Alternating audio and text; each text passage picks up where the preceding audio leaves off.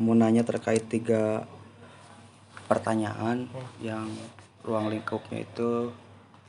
Yang pertama itu efektivitas strategi kampanye Prabowo Gibran dalam menghadapi kompleksitas demografi.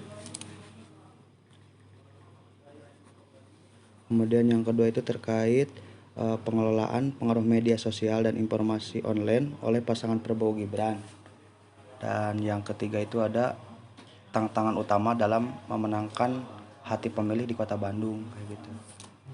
Untuk rumusan masalahnya. Kemudian untuk indikator pertanyaan nomor 1 terkait efektivitas strategi kampanye Prabowo Gibran dalam menghadapi kompleksitas.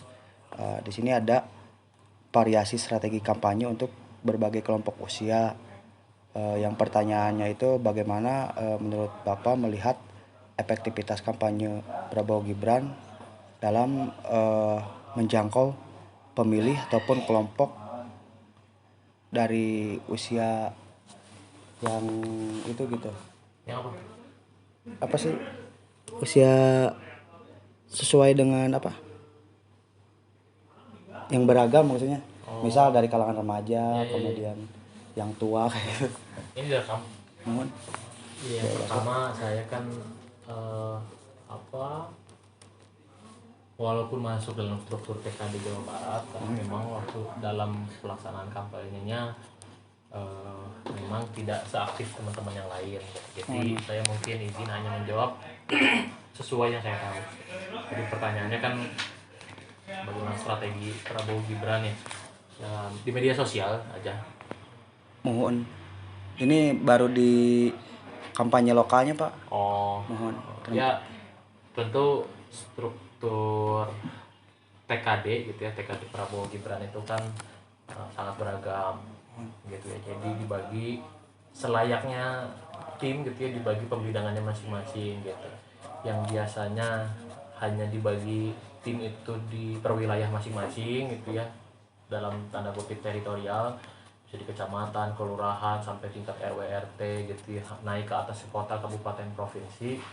Prabowo Gibran juga sebetulnya membentuk tim pembidangan masing-masing yang disebut ada bidang A, bidang B, bidang C, bidang F yang Fanta, bidang G golf. Nah, itu membidangi bidangnya masing-masing gitu. Jadi ada tim TKD pembidangan khusus yang meraup influencer, ada yang khusus bergerak di anak-anak muda Fanta tuh, ada juga yang khusus ormas OKP. Jadi saya rasa ini sangat baik karena pada akhirnya semua elemen masyarakat itu dirangkul, merasa terangkul gitu ya dengan hadirnya Prabowo Gibran gitu kira-kira. Jadi tentu akan lebih mudah dijalankan karena pembidangan timnya sudah ada dan berjalan, dan bukan hanya strukturnya saja tapi ditempati oleh orang-orang yang kompeten gitu ya. Jadi ada komandan dari setiap bidang yang di dalamnya tentu senior-senior di anggota DPR RI, DPRD provinsi, kepala daerah gitu, yang tentu mereka sudah memiliki dan sudah sangat paham kiat-kiat apa yang dibutuhkan masyarakat dan bagaimana cara kita menyampaikan visi misi secara sederhana yang dapat dimengerti oleh masyarakat. Baik, Pak. Mantap. Kemudian boleh lanjut, Pak? Ya, kan? Kemudian menurut Bapak apa perbedaan ataupun pendekatan dalam kampanye yang ditunjukkan kepada pemilih dengan latar belakang pendidikan yang berbeda? Pendidikan yang berbeda. Dari pendidikan. Ya tadi ya, sebetulnya mungkin selama di bidang saya kan bidang F.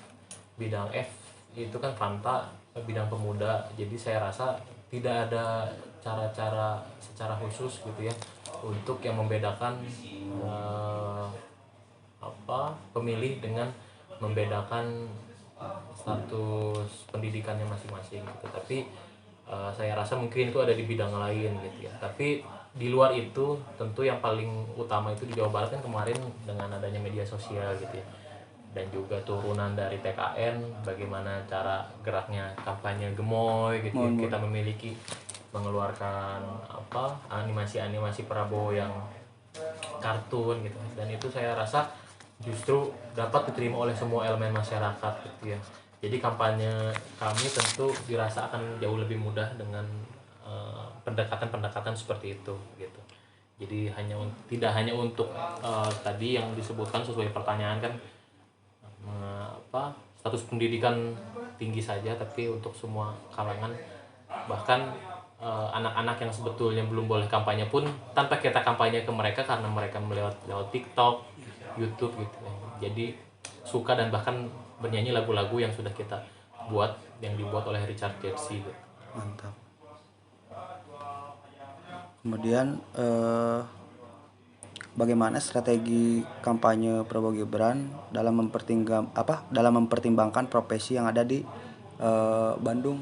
Kan tadi pendidikan, sekarang profesi, apakah semuanya sama gitu Pak terkait itunya? Ya kembali ya, karena saya di bidang F, hanya bidang pemuda, jadi saya nggak concern ke pembagian profesi para pemilih gitu. Tapi saya rasa itu ada di bidang lain, saya rasa jadi sama saja jawaban saya. Siap.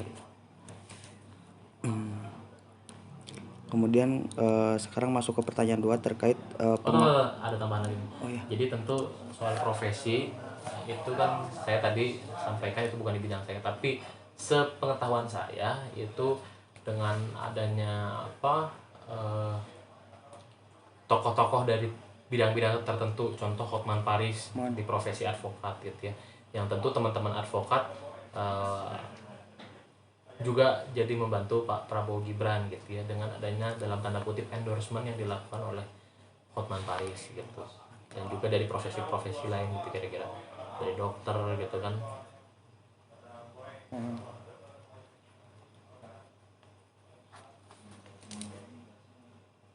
Endorsement politik berarti Pak ya?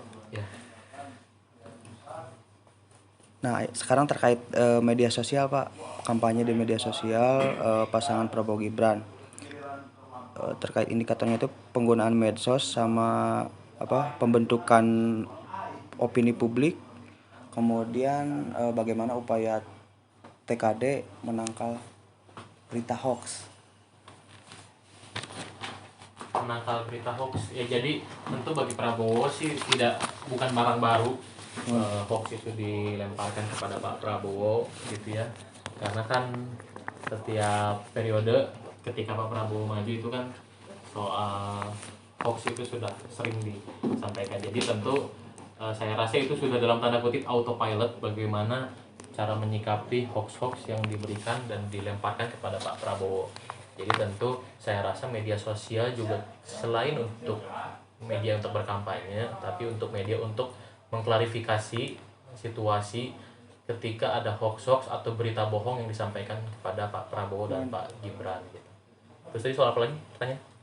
Terkait itu upaya pembuatan citra publik ataupun persepsi masyarakat terkait penilaiannya ya, Prabowo. jadi tentu kan untuk mengkampanyekan sosok Pak Prabowo di Kota Bandung dan di Jawa Barat ini bukan hal yang sulit sebetulnya. Bagaimana Pak Prabowo secara natural, alamiah merupakan orang yang sangat baik, dermawan gitu ya. Dan ini bagaimana cara kita tim memfestivalisasi apa yang sudah biasa dilakukan oleh Pak Prabowo gitu. Jadi sebetulnya untuk menumbuhkan citra baik itu tidak perlu dalam tanda kutip pencitraan, melakukan hal-hal yang tidak biasa dilakukan, tapi karena Pak Prabowo terbiasa untuk melakukan hal-hal yang secara itunya dermawan, baik ya. Jadi tinggal bagaimana cara kita menyikapi dan memfestivalisasinya. Oh iya, mau kemana? Keluar dulu. Kan keluar juga? Keluar. Oh, pinjam dulu ya ini.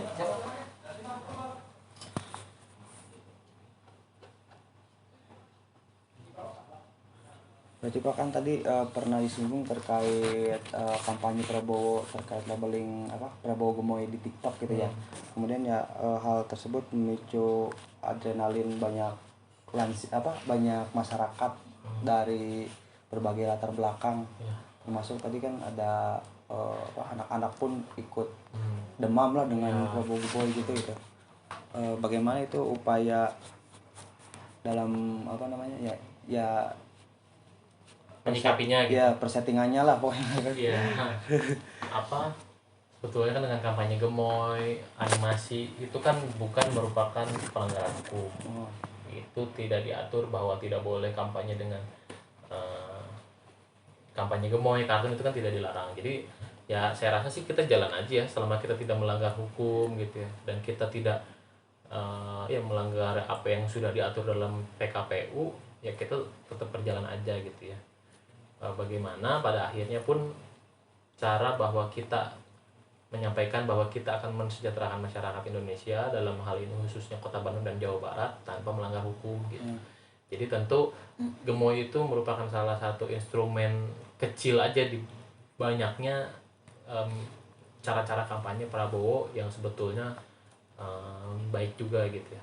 Dengan tadi yang contohnya memvisualisasi bagaimana cara kita mengumumkan gitu bahwa Pak Prabowo itu ternyata rutin loh sedekah apa misalnya, atau Pak Prabowo rutin untuk melakukan hal-hal kegiatan-kegiatan positif gitu ya, tanpa beliau berkampanye pun, tanpa beliau memiliki kedudukan, bahkan sebelum menjadi Menteri Pertahanan pun sudah sering melakukan hal-hal seperti itu gitu. Jadi tentu kegiatan-kegiatan yang esensinya lebih berat atau lebih baik itu kita rasa jika itu kurang didengar masyarakat, kita imbangi dengan kampanye-kampanye gemoy supaya akan lebih dapat dimengerti oleh masyarakat gitu.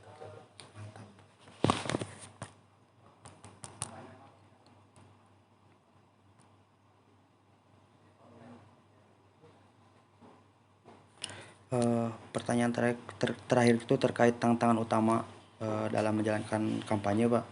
Kemudian terkait itunya pertanyaannya, apa saja tantangan utama yang dihadapi tim kampanye daerah di Kota Bandung? Ya tentu soal tantangan sih yang kita rasakan Pak Prabowo yang tadi saya sampaikan, dari periode ke periode setiap beliau maju itu kan tidak lepas dari yang namanya hoax, berita bohong gitu ya, black campaign, selalu disudutkan gitu, dan itu menjadi tantangan yang sebetulnya sudah 5 tahun sekali pasti tim kampanye Prabowo dapatkan. Terus pertanyaan tadi apa? Bagaimana menyikapinya aja? Mohon. Ya tadi bagaimana menyikapinya ya, kita diiringi dengan kampanye-kampanye yang tergolong ringan, dapat diterima masyarakat gemoy, lalu kita roadshow gitu ya, dengan adanya senam-senam gemoy gitu. Terus di setiap daerah masing-masing, di setiap teritorial masing-masing mereka rutin untuk melaksanakan kampanye-kampanye seperti itu gitu. Di samping tadi kita menyampaikan data fakta bahwa Pak Prabowo ini dibalik berita-berita bohong soal black campaign beliau itu terdapat sosok seorang prajurit yang sangat cinta kepada negara Republik Indonesia gitu, dan akan melakukan yang terbaik jika diberi amanah oleh masyarakat, dan alhamdulillahnya hari ini diberikan kemenangan. Mantap.